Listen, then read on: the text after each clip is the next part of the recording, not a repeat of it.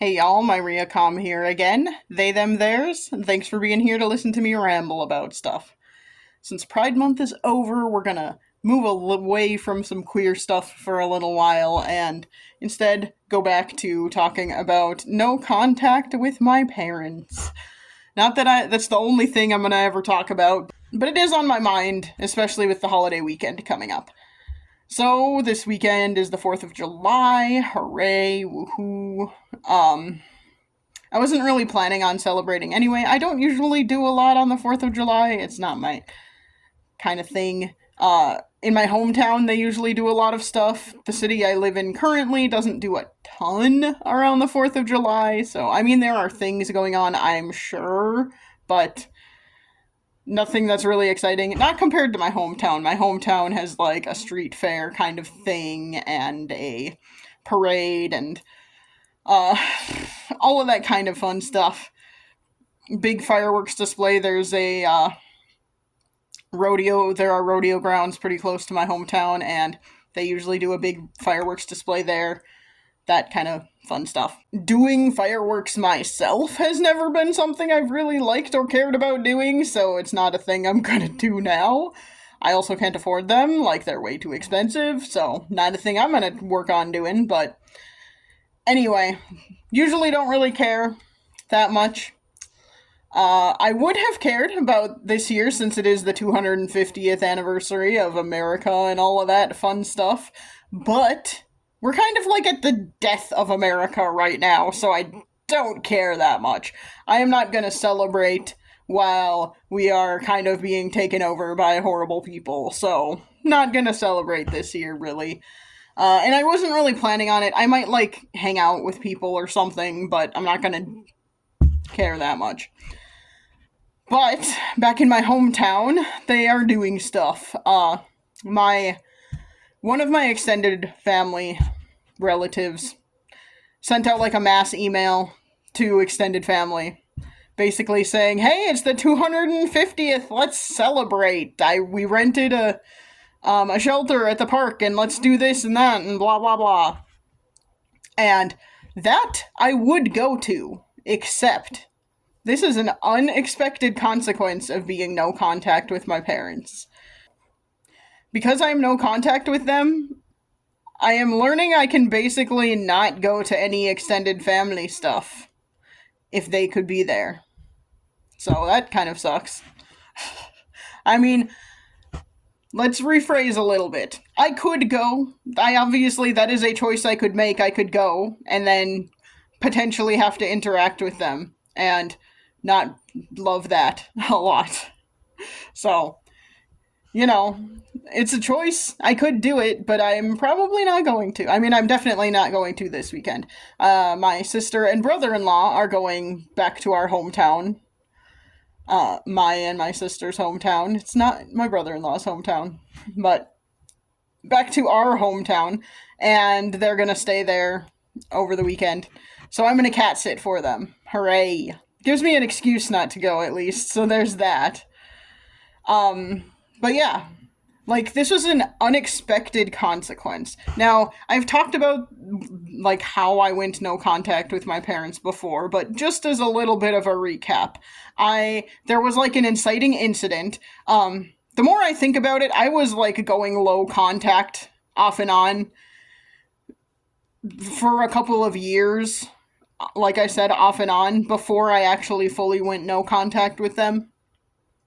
There would be points in time where I would be like, I need a break, and I just can't talk to you for a while, and whatever. And I did not have the, like, language of low contact for that at the time. It was just, we're just taking a break from each other right now, kind of thing. Now, I have the language for it, so that's what it was. It was going low contact with my parents during those times. And that would happen off and on for especially the, like, last couple of years prior to me actually going no contact. So that was something that would happen.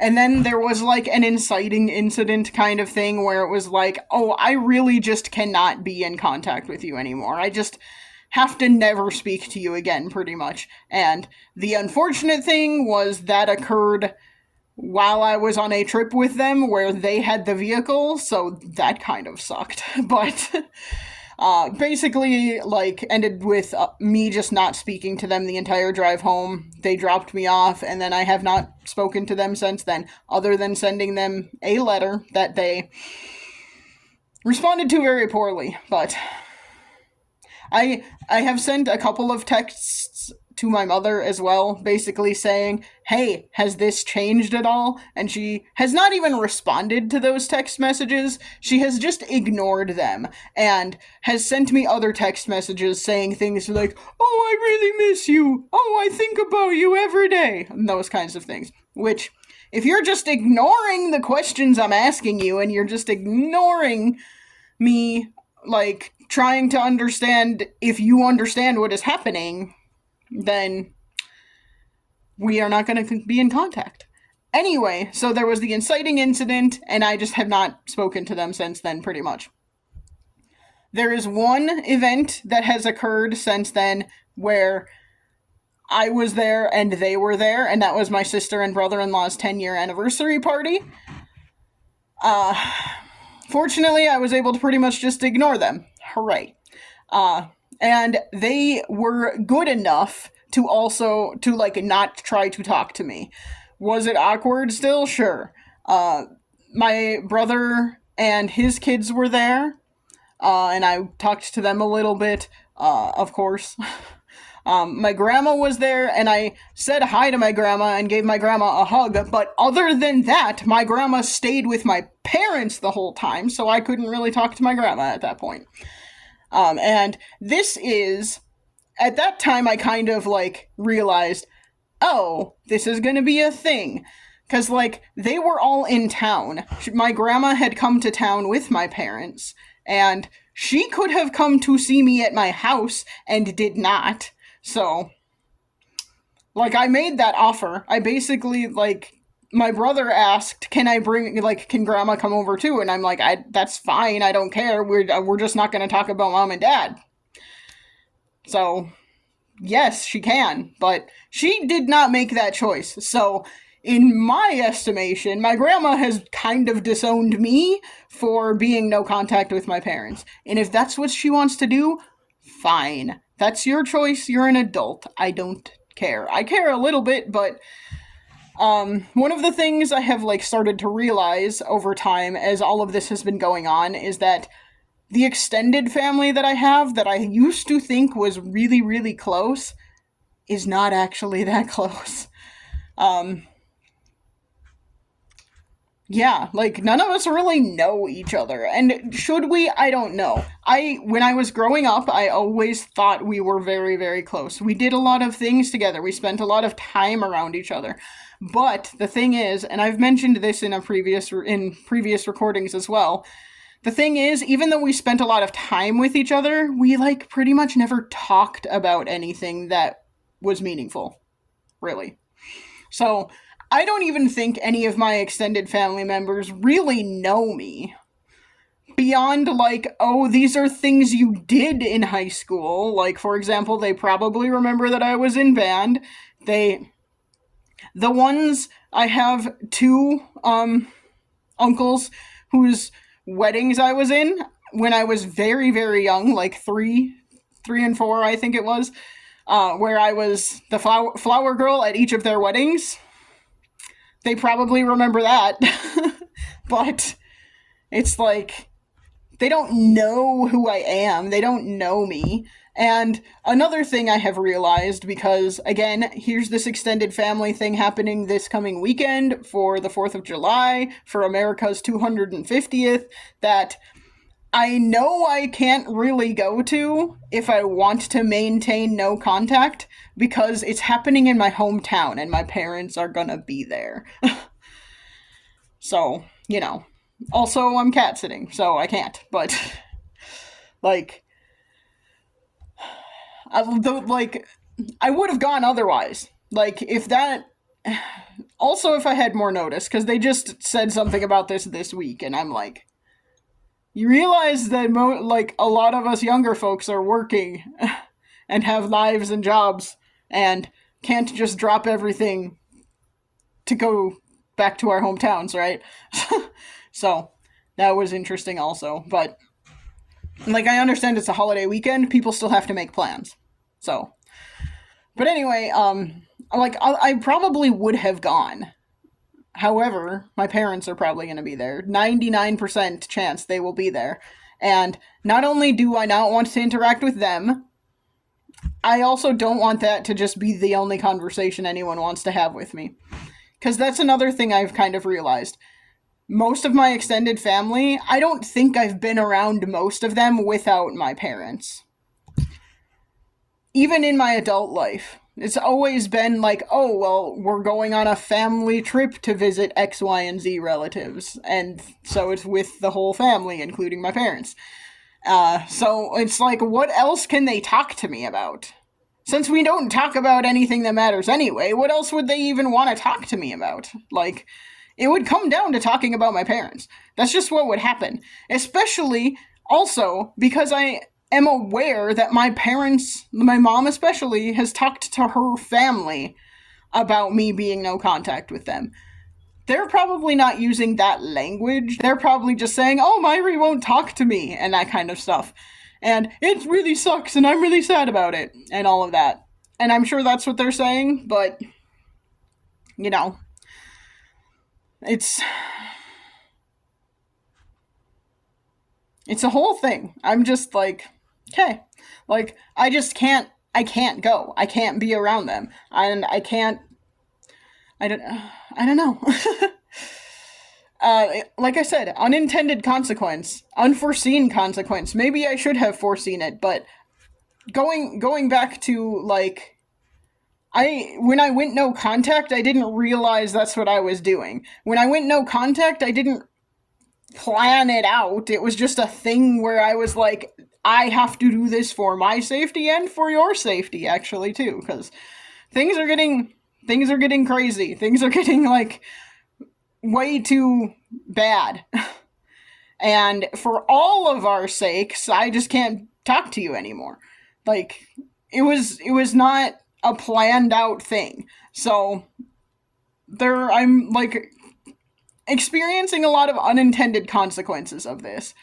And they kind of suck. But also, at the same time, it is making me realize my extended family was really never that close anyway. Like, when I was growing up, I always thought we were, and when I was growing up, I always thought, like, oh, this is my family. I will have them forever, no matter what. And the older I'm getting, and then also going through all this no context stuff, I'm like, oh, I don't know that I ever actually did have them. Like, I don't know if they ever would have been in my corner, realistically. And I definitely don't have a lot of them now. Like, especially my mom's older siblings. No. They're on her side. Like, there don't have to be sides. People could just be okay with the fact that not everyone's gonna be friends all the time. Like, that's just reality. They could just be okay with that. But, like, a lot of her older siblings are taking her side and basically saying, like I've mentioned before, like, one of my aunts sent me an angry Facebook message telling me how terrible of a person I am because I'm hurting my parents, but mostly I'm hurting my mom, and it's not fair, and all this stuff. Which, if you send flying monkeys my way, that is not gonna help your case at all. So, it's whatever. But, like, my younger aunts and uncles, I'm pretty sure do have my back and whatever. My youngest aunt has tried to convince me to talk to my parents again, and I'm just like, no, can you stop? And then has said that they didn't put her up to it, but I'm just like, why would you say that? I didn't think they had, but now I do. So, it's just a whole fun thing, but anyway, like, it's weird because it sucks.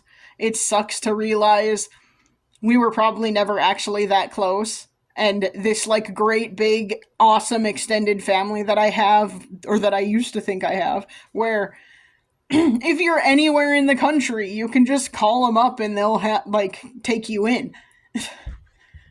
That's how I used to think it would be, and now I'm like, I don't think that's actually true. There are a number of them who wouldn't. And I wouldn't even feel comfortable doing that anyway with a bunch of them, because we don't talk. They don't know me. We don't talk about anything.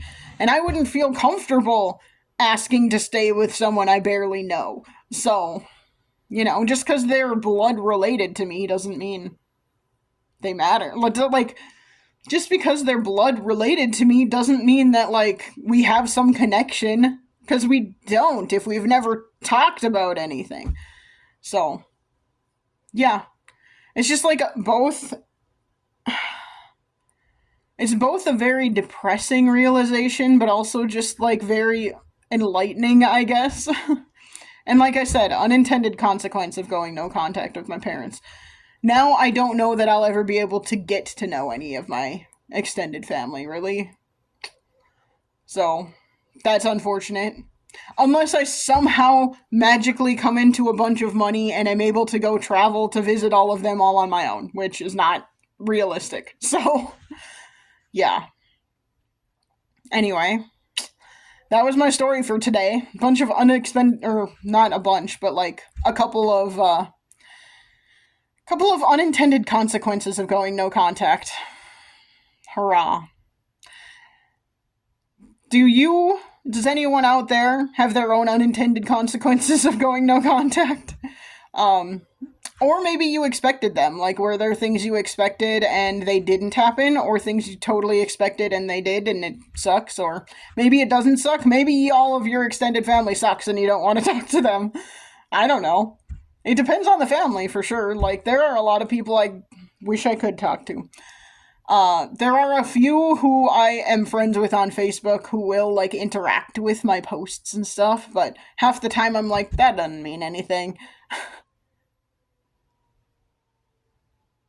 Again, that's not like getting to know people or anything, it's just interacting with their posts. Clicking a like is not getting to know someone, so,